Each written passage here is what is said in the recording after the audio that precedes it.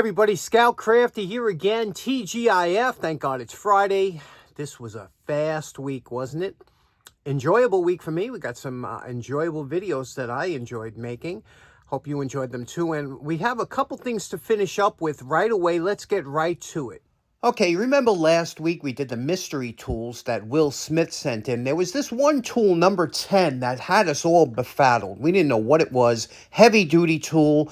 But somebody in the comments, Matt Brush, he said he couldn't even sleep. He says, I know I seen that tool. And sure enough, he found out that tool is a K&D 917, but maybe a homemade version. So Matt figured that one out for us. Thanks, Matt. Next up, you also remember we did the water meter last week. A lot of people enjoyed that.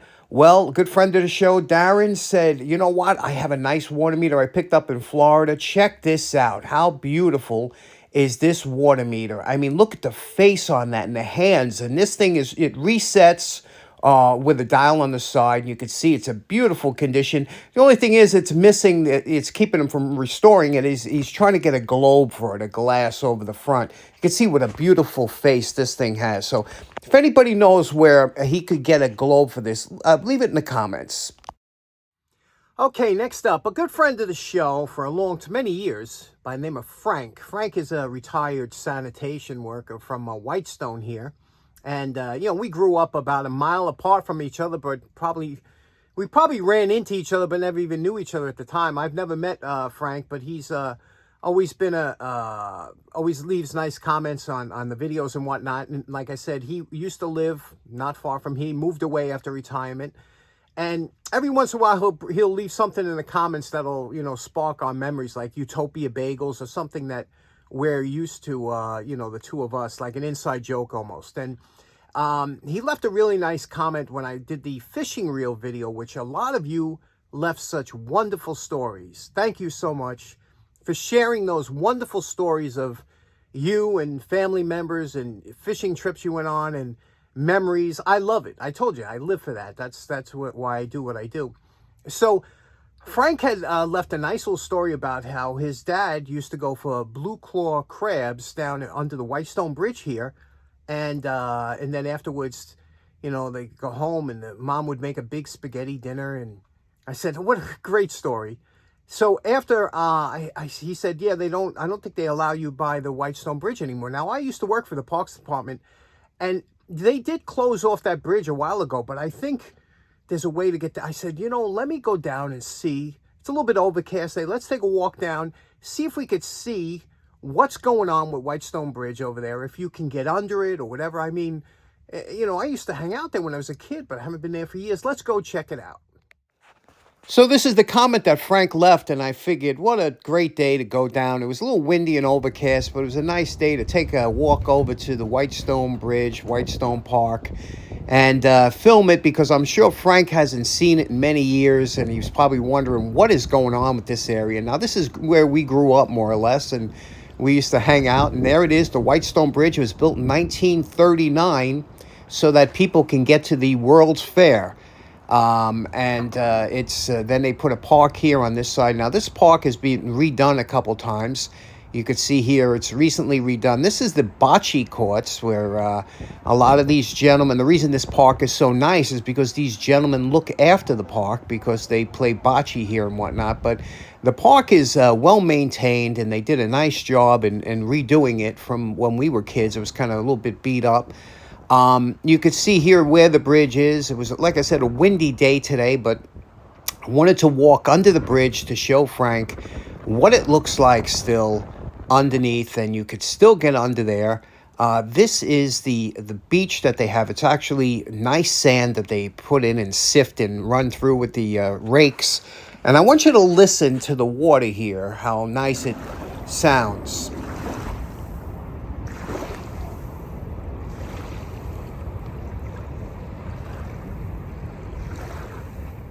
Now, the water, you can see here, there is the gate that there's always a hole cut in it. You can't keep people out. And the water is so much cleaner than it was back in the 70s when we were here. But now they cleaned up the water, cleaned up the shorefront, and it's a beautiful body of water here. This is the Long Island Sound. And to the right would be the Throgs Neck Bridge, and this is the Whitestone Bridge. And you can hear it's It's a little bit noisy. You can hear the trucks coming over, but this is where, when we were kids, there would be 10 or 15 kids and adults all standing here fishing from this area.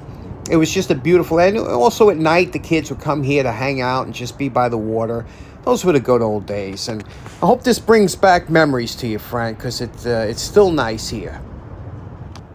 Okay, so first project today is found this item again on the poor man's flea market, and I saw it's a Westinghouse vintage, probably circa 1950s or 60s hot plate. And it's a dual burner. Let's take it out of the bag. This is exactly how I found it. Let's see what we have.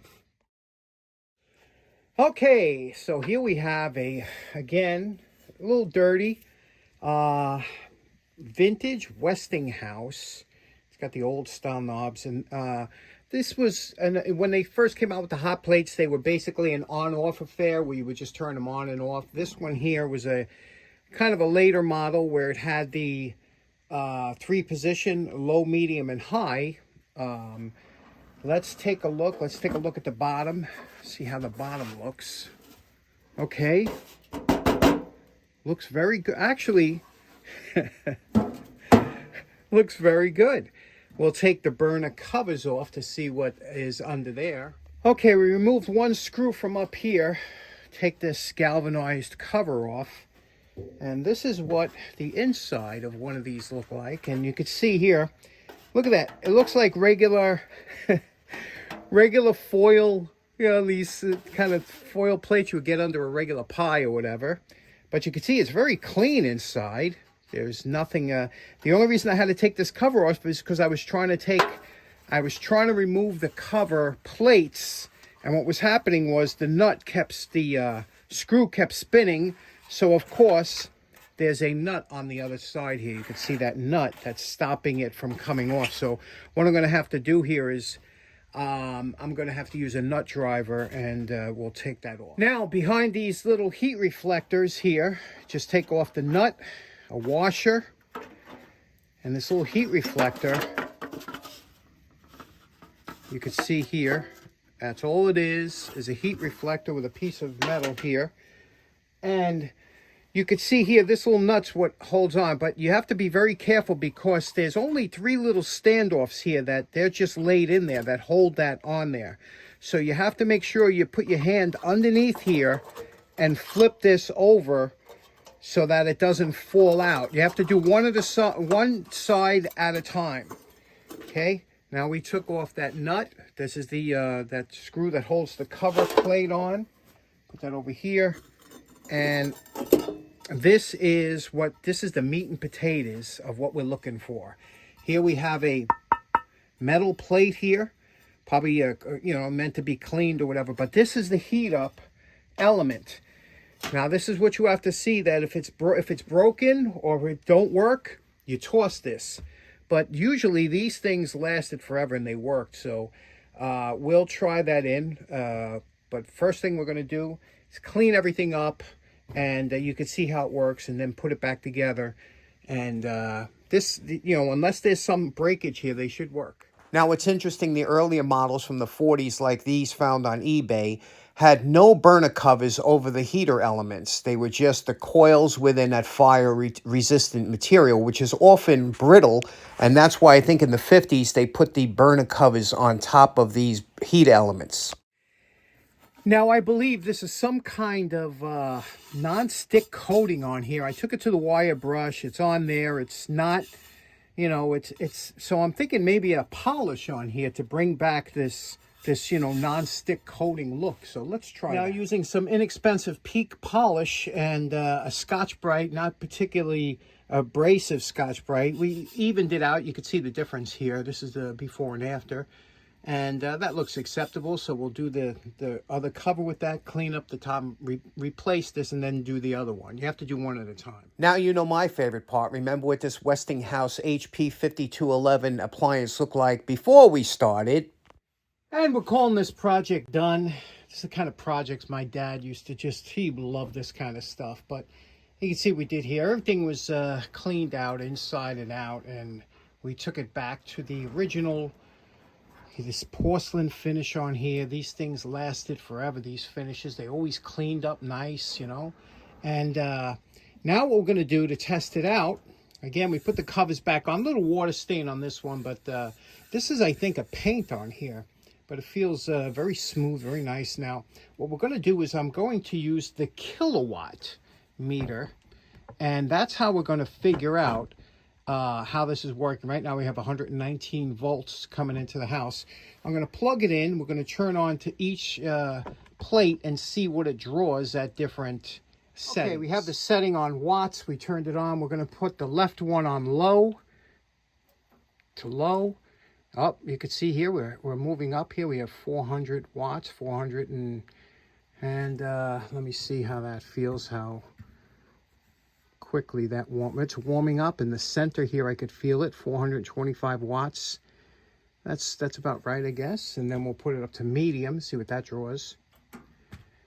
Medium 500, 680, okay. Then it's coming down a little bit. Now it's much warmer. Let's go to high. I can hear it. Can you hear it? And now we're at 1,000. Look at this, 1,050 watts. And a little bit of a humming. And oh, now it's hot. Now it's getting too hot to touch. But you could see this is a radiant plate on here, and those coils would give you even heating throughout the top. So there we go. I could smell the old time heating up. So we know this side works. Kick that down. We'll shut that off, okay? Now let's go to this side here. This side here, same thing. We'll go to low. Okay, same thing. This one here is just under 300, medium. Okay, we're moving up. A little over 440. We're about there. And high. Okay, 7.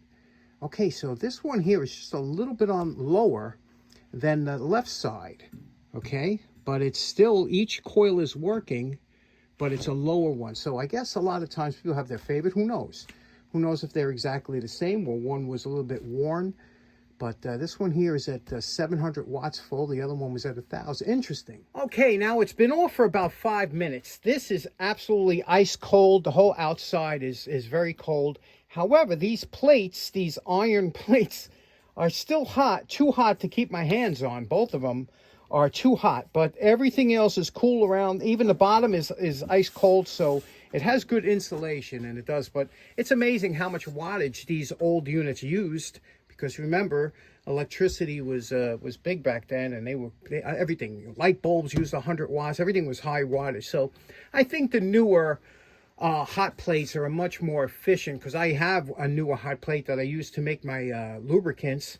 But this was interesting. I thought it was an interesting find, and just a nice unit, right? When they made these, so beautiful, and they last forever. Okay, it's the next day now, and I was thinking, I was contemplating, I was like, how come one of these burners goes up to 1,000 watts, and this one only goes up to 750, you know, this one's 1,050, this one's 710. I said, how come it's not the same? And then I was thinking to myself, I had to go to my electric handbook. And, our outlets here, our regular homeowner outlets are basically 15 amps, which is about 1,800 watts. So that's the maximum you can have on a outlet without, blowing a fuse or a circuit breaker. And this comes in just under 1,800 watts. And I think they did that on purpose. I think, one of them might come out and they trim this coil according so that they get the rating. It has to come in under 1,800 watts in order to get the UL certification. That's what I'm thinking. That's why I think one is a little bit higher than the other. I'd love to have your input. What do you think about that? Because like I said, our outlets at home, 15 amps, 1,800 watts is the max you can have on an outlet. So what is your thoughts on that? Let me know in the comments. So in closing, I hope you have a fantastic weekend. Enjoy it. You deserve it. And thanks so much for tuning in. We'll see you again on Monday. Take care now. Bye-bye.